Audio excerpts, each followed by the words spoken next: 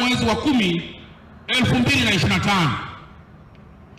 Mheshimiwa Waziri Mkuu, mimi kama mkuu wa mkoa wa Dar es Salaam na wenzangu tunakiri kwamba tarehe 29 ya mwezi wa 10, 2025 zilitokea vurugu, yalitokea makundi ya kihalifu, yalitokea makundi kadhaa ambayo kwa asilimia kubwa kile ulichokiona ndio yalikuwa matokeo yake.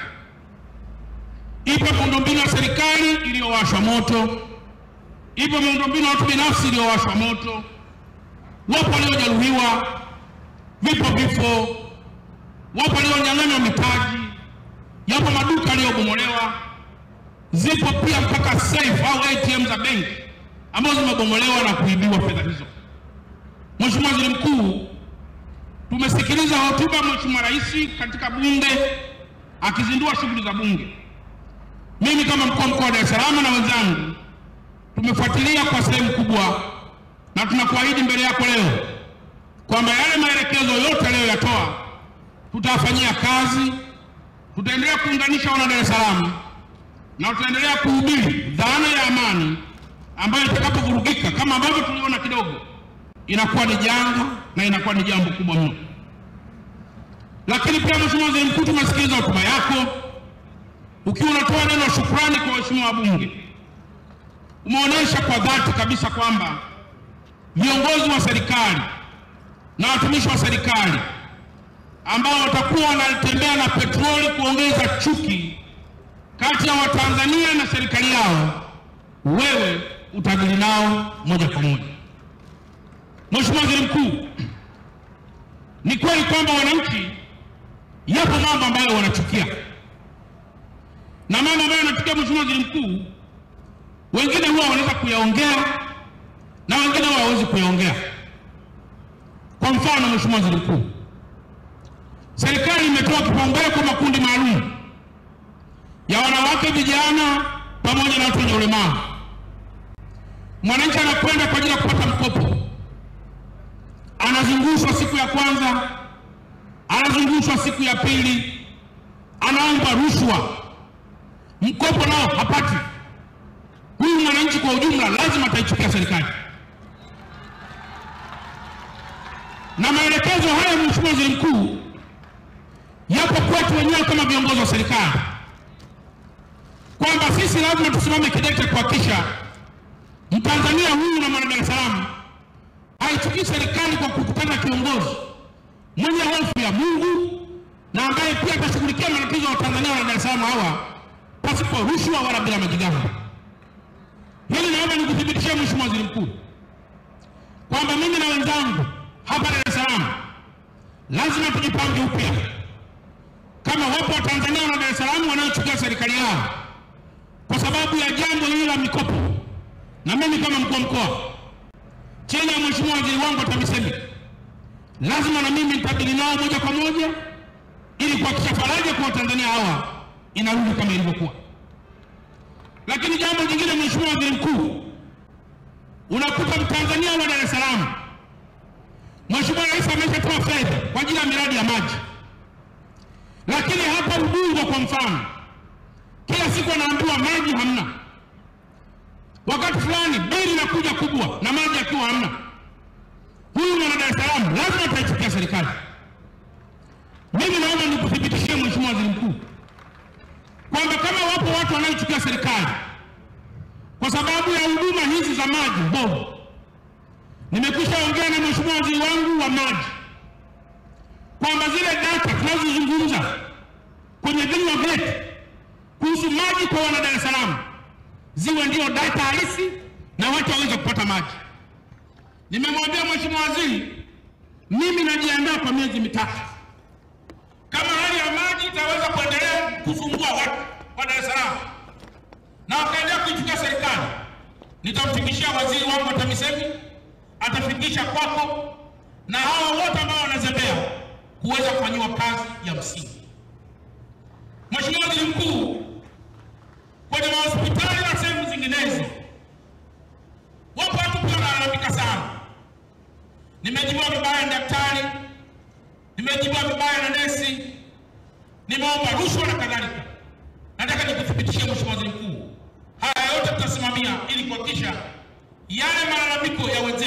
yanafanywa kazi. Lipo kundi la vijana wa bodaboda, kila likipita huko ilikuwa ni rushwa, ilikuwa ni faini kubwa. Bodaboda ni ya shilingi $2,000,000, faini $3,000,000. Mheshimiwa Waziri Mkuu, mambo madogo madogo kama haya yanaweza pia kutuunganisha kati ya serikali na watu tunaoongoza. Naomba pia nikuthibitishie kwamba mambo haya yote yatafanywa kazi katika mkoa wetu wa Dar es Salaam. Mheshimiwa Waziri Mkuu, niruhusu kwa muda dakika moja tu nikupe tu hadithi ndogo. Tarehe 29 ya mwezi wa 10 yuko dada mmoja yuko pale Kimarabaruti. Yeye huyu dada amemaliza chuo kikuu na alitafuta ajira akakosa, lakini baadaye akapata uwezo wa kupata mtaji, akaenda kufungua duka, akafungua na sehemu ya chakula. Ameweka mtaji wake pale wasi chini ya $50,000,000. Lakini yule dada miaka 4 iliyopita aliolewa. Kwa bahati mbaya akapata mimba na akamiskeli, mtoto akafariki. Mheshimiwa Waziri Mkuu, yule dada alipata tatizo la kuwa na prolonged bleeding isiyopungua kwa miaka 3. Mume wake akamwacha, akawa na mikasa mitatu. Mtu mwanae amefariki, mumewe amemwacha na amepata madhara afya. Tarehe 29 duka lake na sehemu anayouzia chakula ikawashwa moto. Akaja ofisini kwangu analia kwamba Mheshimiwa Mkuu wa Mkoa, sioni mbele wala sioni nyuma. Nachokiona mbele yangu ni sumu iliyoweza kupotea katika ulimwengu. Nilimwambia dada, pole sana, mimi kama mkuu wa mkoa lazima nichukue hatua, urudi angalau kwenye hali yako. Nafahamu waandamanaji hao au vikundi hivi au kwenye fujo wamefanya mambo haya kwa kumgusa hata asiye na hatia, hata asiye na chama, mfanyabiashara wa kawaida. Lakini haya yote Mheshimiwa Waziri Mkuu tunaendelea kuyashughulikia, na watu lazima waone Mheshimiwa Waziri Mkuu kwamba tunapoingiza Dar es Salaam na maeneo mengine yote katika vurugu, madhara yake ni makubwa, yanamgusa aliyefanya vurugu na ambaye hajafanya vurugu. Na Dar es Salaam, Mheshimiwa Waziri Mkuu, nimekutana wazee watatu na mmoja kwa bahati mbaya amefariki. Wao walikuwa wanatumia dawa za pressure, na kwa bahati mbaya kwa siku vurugu zilikuwa zinafanyika, dawa zao zilikuwa zimekwisha. Mheshimiwa Waziri Mkuu, siku ya kwanza sukari na pressure inapanda, siku ya pili sukari na pressure inapanda. Hakuna daktari wala hakuna dawa inayoweza kupata kwa sababu wanaambiwa kaenda. Mheshimiwa Waziri Mkuu, mmoja ameparalyze na mmoja amefariki. Walipokuja kunieleza Mheshimiwa Waziri Mkuu, nikasema haya ndio mambo ambayo Watanzania tu tunayaona. Ni kweli sisi tunaweza kuwa na ugomvi wa kawaida wa vyama vya siasa kati ya mimi Chalamila au mkuu wa mkoa au mtu mwingine yote, lakini ugomvi wetu kamwe ukienda huko. Mheshimiwa Waziri Mkuu, nikupe dondoo kidogo maeneo ambayo yalikuwa on target kuweza kuyachoma moto bila huruma. Moja ilikuwa ni stendi ya Magufuli. Hii ilikuwa inaungua yote hii hapa stendi hapa. Na Mheshimiwa Waziri Mkuu, nilishukuru jeshi lilikuja haraka likalinda stendi. Mheshimiwa Waziri Mkuu, target ya pili ilikuwa ni mabasi ya mwendokasi. Yameunguzwa mabasi mengi ya mwendokasi na kupiga vituo vya mwendokasi. Target ya tatu ilikuwa ni miundombinu ya gesi ya TPDC, kulipua miundombinu ya gesi na kulipua vihenge vya mafuta vilivyoko pale Kigamboni. Mheshimiwa Waziri Mkuu, nishukuru vyombo vya dola vimelinda kule mpaka leo unaona miundombinu inaonekana. Jaribio la tatu lilikuwa ni kuchoma jengo la TCRA na walichoma kibanda cha Blinzi. Jeshi likaja mbele kwa ajili ya kulinda amani hiyo. Mheshimiwa Waziri Mkuu, jambo jingine lilikuwa ni kuchoma miundombinu ya TANESCO. Ilikuwa kulipua hii gesi, kulipua hapa Ubungo pamoja na kulipua kule Kinyerezi. Mheshimiwa Waziri Mkuu, leo hii miundombinu inayoonekana hapa ni kwa sababu vyombo vimefanya kazi. Kama tungesikiliza maneno na kurudi nyuma, very likely Dar es Salaam ingekuwa giza yote. Hospitali ilikuwa hamna, umeme hamna, miundombinu ya maji hamna, na kila kitu hamna. Kwa hiyo mimi nachoweza kusema hapa kwako Mheshimiwa Waziri Mkuu, kila mama aliyoko hapa na kila baba aliyoko hapa akamweleze mwanae madhara haya tunayofanya, madhara haya tunayoongea. Tugombane, kupambana, lakini kamwe tusiendelee kuichoma nchi yetu wenyewe. Tukilipua nchi hii lazima na sisi tutakufa. Itakuwa ni kufanya fujo kama vile kukata mti tukiwa kwenye tawi la mti hiyo. Mwisho wa siku maendeleo ya taifa letu yatarudi nyuma na adui atapenya katikati ili sisi tuweze kufaidi katika maendeleo yetu. Mungu wa mbinguni atupe kibali. Tuendelee kusema na makundi mbalimbali ili kila mmoja awe balozi wa amani hii.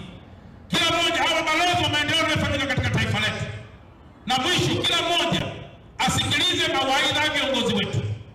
Nilimsikiliza pia kiongozi wa dini ya Kiislamu. Alisema tuko tayari kukata vichwa.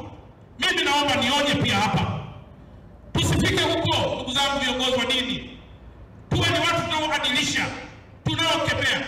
Kama tusiweke petroli katika haya ambayo yanatokea na madhara yake yakaja kwa makubwa. Jamhuri ya Muungano wa Tanzania. Baada ya kusema haya, Mheshimiwa Waziri Mkuu, nimwombe Mheshimiwa Waziri wa TAMISEMI aje azungumze hapa.